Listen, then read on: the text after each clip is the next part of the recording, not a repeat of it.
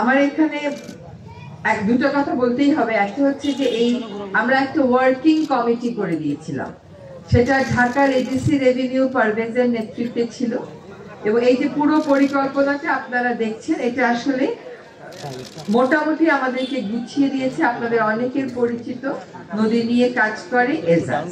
তাছাড়া প্রত্যেকটা সংস্থা একই হয়েছে, বিদ্যমান কি কি প্রকল্প আছে খাল নিয়ে যেখান থেকে আমরা অর্থের সংস্থান করতে পারি, কারণ এগুলো কিন্তু বেশ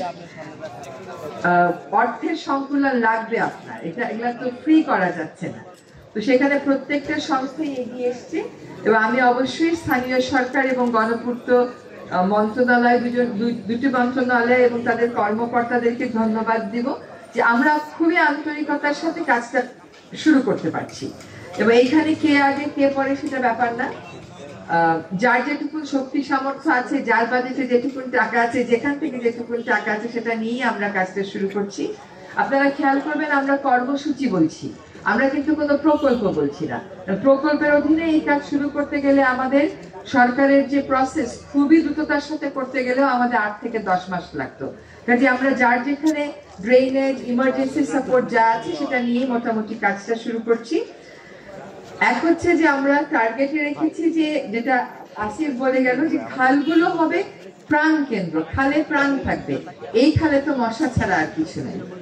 এখন এই খালে যদি প্রাণ ফিরিয়ে আনতে হয়, আশেপাশের বাসায় যারা আছেন তাদের বর্জ্যগুলো ফেলার ব্যবস্থা করতে হবে, একটা বিহিত করতে হবে। তারা এখানে কেবল যে পয়ঃবর্জ্য ফেলেন তা না, তাদের খাট পালং তোষক যা আছে সব খালে ফেলে দেন।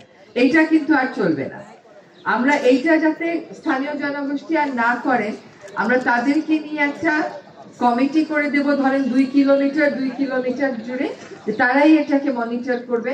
তাদের একটা ওনারশিপ থাকতে হবে। খালটা যখন আমরা খনন শেষ করে ফেলবো, আমাদের দূষণ মুক্ত করাটা রাতারাতি হবে না, ইট উইল টেক টাইম। আপনার সিওয়েজ কানেকশন 53 বছরে হয়নি, এখন আপনি 5 মাসে কেমন করে ফেলবেন? কিন্তু ইন্টারিম কোনো সলিউশন আছে কিনা আমরা সেটা খুঁজছি। আশা করি এই দুর্গন্ধ থেকেও কিছুটা হলেও আমরা মুক্তি দিতে পারবো। এবং আমাদের একটা পরিকল্পনা আছে যে খালের যে পাড়টা আছে ওই পাড়ে আমরা চাষাবাদ করতে পারি কিনা। আমরা কিছু হলেই বলি আমরা একটা ওয়াকওয়ে করবো, কিন্তু ওইগুলো আসলে আমরা চলে গেলে আপনারা করেন। আমরা চাচ্ছি যে খালের পাড়গুলোতে সবুজ ফিরিয়ে আনতে পারি কিনা আমরা, আর খালের মধ্যে একটু মাছ আনা যায় কিনা। এই খালে তো সম্ভবই না, চোখেই দেখা যাচ্ছে। তো সেটা আমরা কেমন করে ফিরিয়ে আনবো, খালকে কেমন করে আমরা প্রাণ ফিরিয়ে দিব, সেই চেষ্টাটা আমরা করবো। যেটা আমাদের মন্ত্রণালয় কেন্দ্রিক উদ্যোগ হলেও নগরবাসীকে সম্পৃক্ত হতে হবে, নগরবাসীকে তার খালগুলো রক্ষার দাবি তুলতে হবে এবং সেখানে সক্রিয়ভাবে অংশগ্রহণ করতে হবে। সরকার ড্রেজিং করে দেবে, কিন্তু আপনার যদি পরিত্যক্ত খাটটা আপনি গিয়ে টেবিলটা আপনি গিয়ে খালের মধ্যে ফেলে দেন, সরকার কয়বার খনন করবে?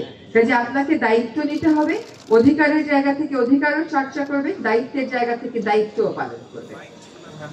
আমরা যখন এই পুনরুদ্ধারের কাজে যাব, আমাদেরকে কিছু কিছু অবৈধ দখল উচ্ছেদ করতে হবে।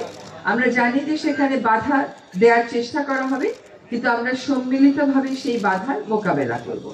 আশা করি আমরা এই বর্ষার আগে, আপাতত 6টা, আশা করি এই মাসে আমরা আরো 4টার কাজ হাতে দিব এবং এই বর্ষার আগেই বাকি 9টার কাজও আমরা শুরু করে দিতে পারবো।